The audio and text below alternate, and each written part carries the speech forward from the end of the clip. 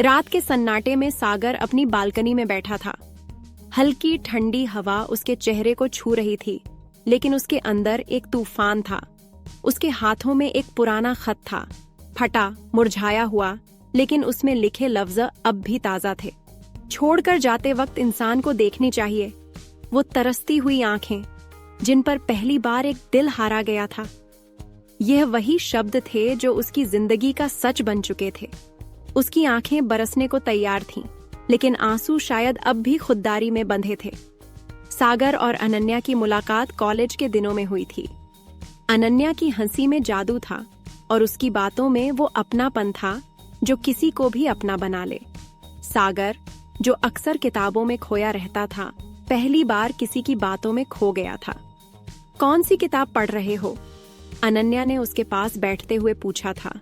किताबों में सुकून मिलता है, सागर ने मुस्कुराते हुए जवाब दिया।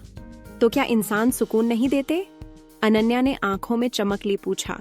उस दिन सागर को समझ आया कि सुकून सिर्फ किताबों में नहीं, किसी की आंखों में भी हो सकता है, और वो आंखें अब उसकी दुनिया बन गईं। वक्त बीतता गया और दोस्ती कब प्यार में बदल गई, दोनों को पता ही नहीं चला। अनन्या जब भी सागर से मिलती, उसकी आंखों में अपने लिए बेइंतहा मोहब्बत देखती। सागर उसे अपनी जिंदगी मान चुका था। एक शाम बारिश की हल्की फुहारों में सागर ने अपने दिल की बात कह ही दी।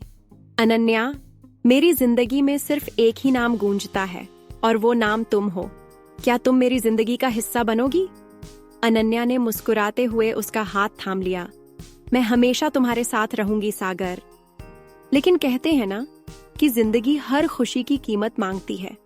सागर और अनन्या का रिश्ता भी इस सच से अछूता नहीं था।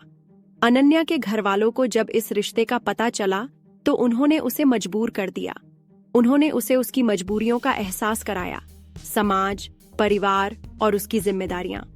सागर, मैं चाहकर भी तुम्हारे साथ नहीं रह सकती। पापा मम्मी ने मेरी शादी तय कर दी है, अनन्या ने कांपती आवाज में कहा। सागर की आंखें कुछ पल के लिए ठहर गईं। तुम मुझसे प्यार करती हो ना? हाँ सागर, लेकिन प्यार ही सब कुछ नहीं होता। अनन्या की आंखों में बेबसी थी।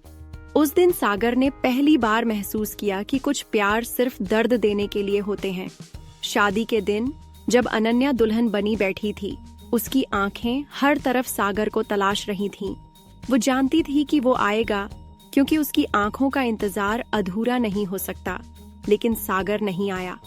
वो दूर खड़ा उसे देख रहा था, लेकिन अब उसके पास उसे रोकने का हक नहीं था। उसके दिल में सिर्फ वही एक बात गूंज रही थी, छोड़कर जाते वक्त इंसान को देखनी चाहिए। वो तरसती हुई आंखें, जिन पर पहली बार एक दिल हारा गया था। सालों बाद सागर एक मशहूर लेखक बन चुका था। उसकी हर कहानी में एक अनन्या होती थी। उसकी हर किताब में वो अधूरा प्यार सांस लेता था। अनन्या भले ही किसी और की हो गई थी, लेकिन सागर के दिल में अब भी सिर्फ उसी की तस्वीर थी। क्योंकि कुछ मोहब्बतें मुकम्मल नहीं होती, लेकिन फिर भी कभी खत्म नहीं होती।